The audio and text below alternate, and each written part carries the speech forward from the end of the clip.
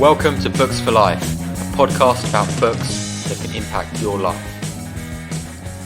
Hi and welcome to Books for Life podcast. This week we're reviewing a very long book, but a great book called The Personal MBA by Josh Kaufman. Welcome, Nico. How did you find the book? Can't believe you already told them it was great. Yeah, it was a great book. So much. We haven't reviewed any terrible books though, have we? Well, no, I think we have We're critical of them, for...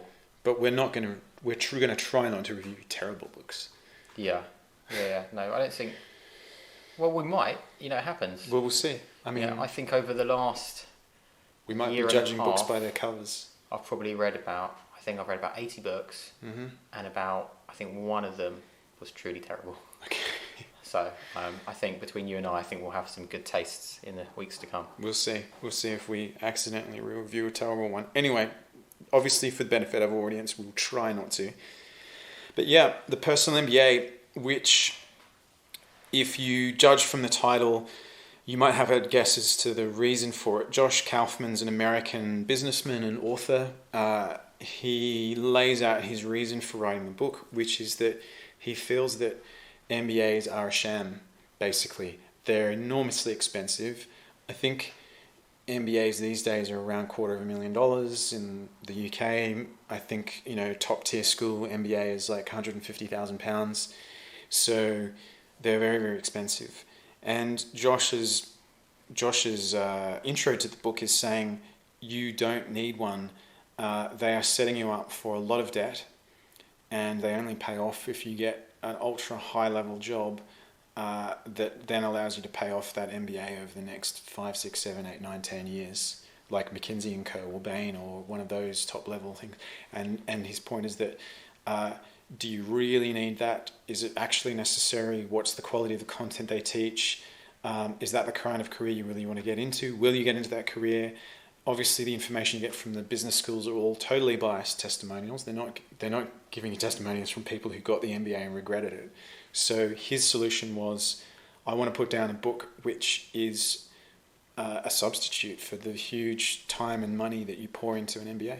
Yeah, it's the opportunity cost there, especially not just with the money, but more importantly with the time. Yeah.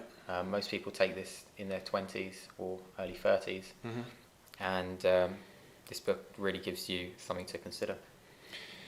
Yeah, and I think he makes a good point that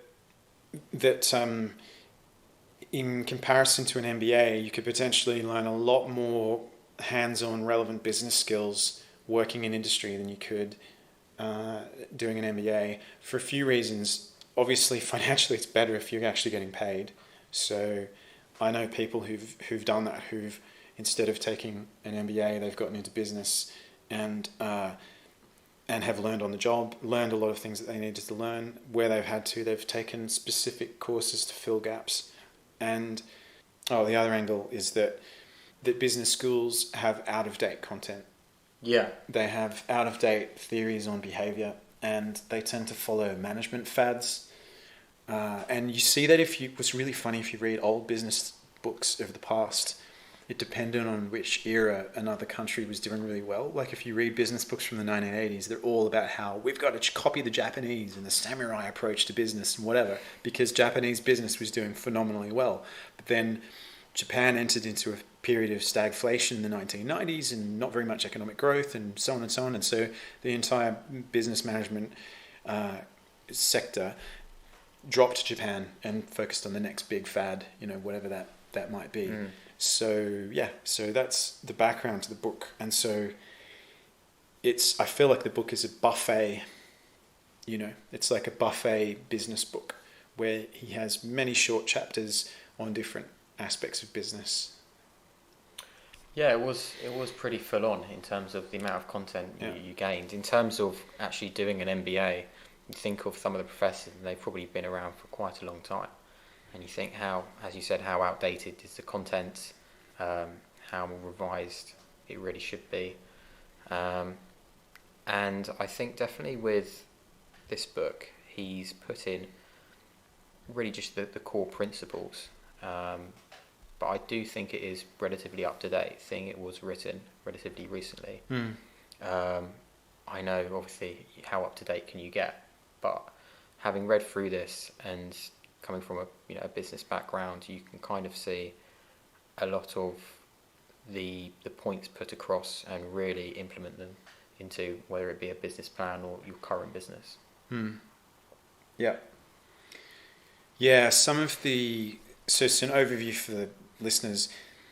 The book has about 12 chapters, I think, and some of them are finance and funding, some of them are about managing yourself, some of them are about managing employees and psychology and so on. And I think the chapters that I really liked were the ones on checking the fundamental business value, so critically important assumptions behind the business.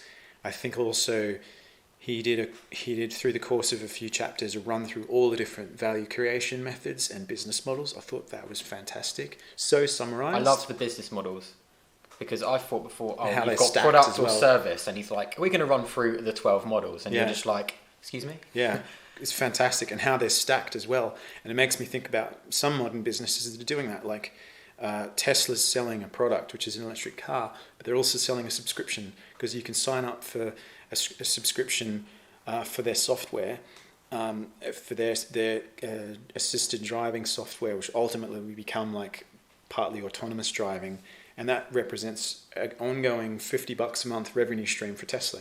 Wow, it's cool. Like stacking these different value creation methods, really, really good stuff. And very condensed, his way of presenting it, which was great. No waffle. I don't think it has a lot of waffle, this book, which is really good. No, it doesn't. And you see with so many businesses now that seem to go towards this service, this subscription-based service, the likes of, products you would purchase in the past, like QuickBooks, for example. That was a flat-out fee each year for the latest and greatest, and now it's this monthly or yearly fee, and we see businesses doing a hell of a lot better. Yep. Yeah, so I got value out of those sections. I thought that his sections on our cognitive biases was also really good.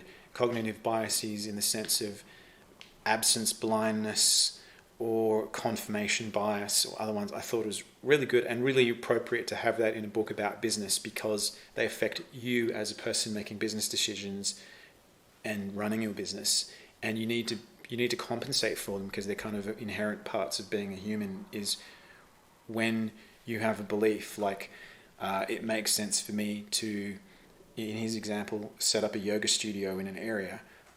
You're going to look for information which confirms what you want to believe. Rather, what you need to look for is information that contradicts what you believe. Mm-hmm. And so I thought that was really solid and something that, based in the science, and really important for business people to understand, because it's about how we trick ourselves and delude ourselves into making bad business decisions. So I thought that was good. And I thought it was good that he didn't have a really theoretical approach to business with some kind of ideology. I think the book came across as very hands-on and all about learning loops. There were a lot of good examples. Yeah, a lot of good examples, and that business was a lot about learning loops and feedback, where you set it up so that it gets stronger and better over time, and that you don't necessarily have this grand theory where you expect that you have a great, perfect plan that people just have to execute correctly and then everything will go fine. I think the impression I got from the book was that he knows what he's talking about and he's got real experience, because he didn't come from a super abstract perspective, if that makes sense. So yeah,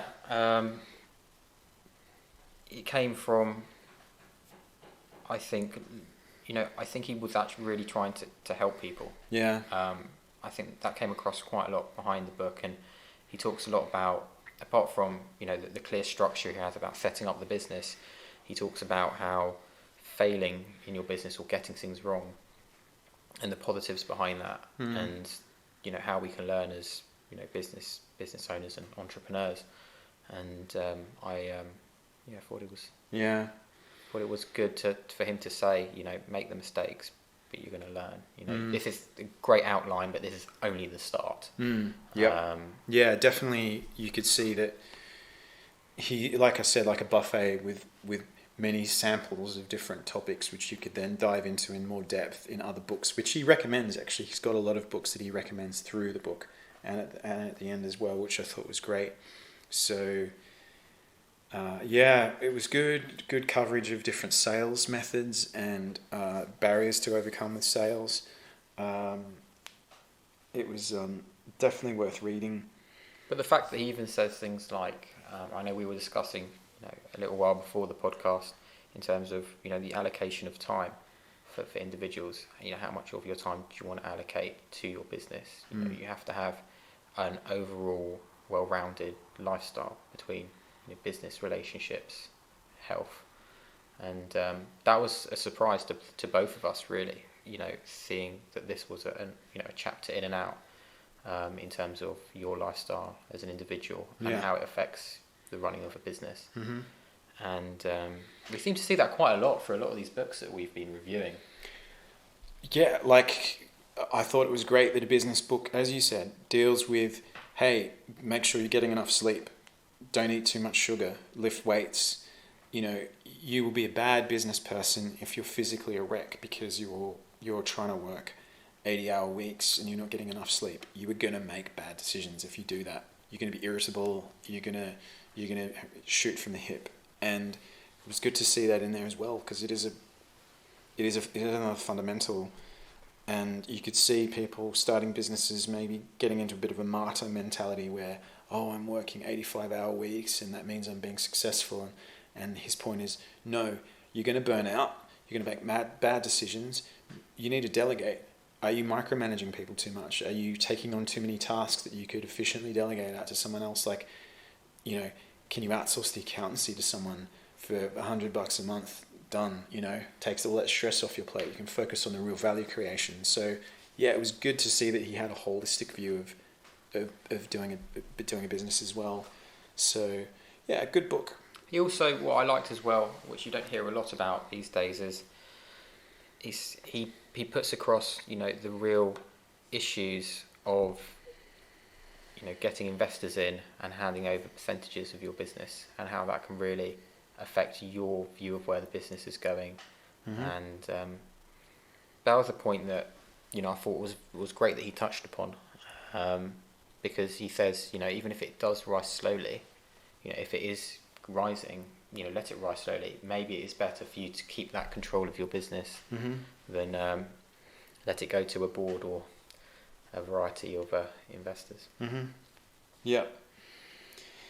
Yeah, so in 12 chapters he covers many, many, many topics, and of necessity he can only